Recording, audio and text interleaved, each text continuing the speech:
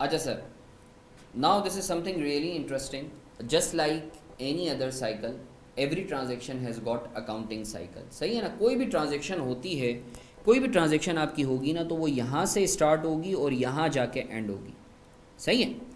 अब सर कोई भी ट्रांजेक्शन होती है तो कहाँ पोस्ट होती है? जनरल जर्नल में रिकॉर्ड होती है। जनरल जर्नल के बाद कहाँ पोस्ट होती है? जनरल लेजर में।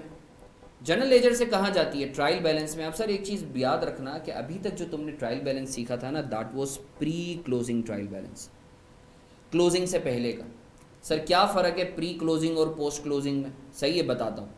Sir pre closing trial balance, अभी तक जो तुमने ट्रायल बैलेंस बनाते थे वो प्री क्लोजिंग ट्रायल बैलेंस था। सर प्री क्लोजिंग को प्री क्लोजिंग क्यों बोलते हैं ये बताता हूँ। अच्छा सर, उसके बाद क्या करते हो? अभी जो तुमने बेड डेट्स पढ़ा होगा, डेप्रिसिएशन पढ़ा होगा, इन्वेंट्री पढ़ा होगा, ये सारी चीज़ें जो पढ़ी होंगी, सही है ना सर, ये एडजस्टमेंट्स में आती हैं जो तुम साल के एंड में करते हो। जब ही आई एम श्योर कि तुम्हारे रिस्पेक्टेड टीचर ने तुम्हें बोला होगा, देखो बेड डेट्स की entry, provision for bad debts साल के एंड पे बनता है, या डेप्रिसिएशन की एंट्री साल के एंड पे बनती है, या lower of cost in NRV मुझसे ही तुमने पढ़ा है साल के एंड पे होता है। तो ये कुछ एडजस्टमेंट्स होती हैं जो तुम इस प्री क्लोजिंग ट्रायल बैलेंस में करते हो, उसके बाद तुम बनाते हो financial statements.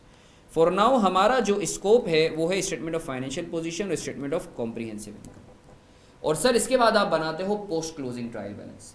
Sir now this is something really important to understand, जो काफ़ी लोगों को पता नहीं होता कि सर प्री क्लोजिंग और पोस्ट क्लोजिंग में फ़र्क क्या है। सर याद रखो 5 एलिमेंट्स हैं, 5 एलिमेंट्स हैं तुम्हारे, asset, liability, income, expense, capital.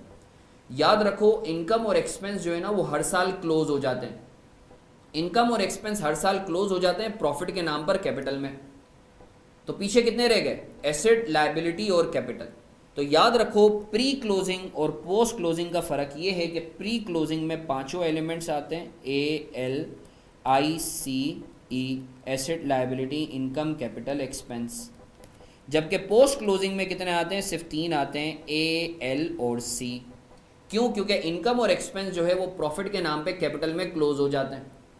I hope आपको ये चीज़ क्लियर है। ये एग्जामिनर का फेवरेट एरिया है कि सर प्री क्लोजिंग और पोस्ट क्लोजिंग में क्या फ़र्क है। तो सर याद रखना, प्री क्लोजिंग के अंदर पांचों एलिमेंट्स आते हैं, पोस्ट क्लोजिंग में जो है आपके सिर्फ 3 एलिमेंट्स आते हैं। क्यों? क्योंकि इनकम और एक्सपेंस जो है वो प्रॉफिट के नाम पर कैपिटल में क्लोज हो जाते हैं। तो सर आई होप आपको अकाउंटिंग साइकिल के हवाले से क्लैरिटी है और आपको स्पेशली पोस्ट क्लोजिंग और प्री क्लोजिंग ट्रायल बैलेंस में भी क्लैरिटी है।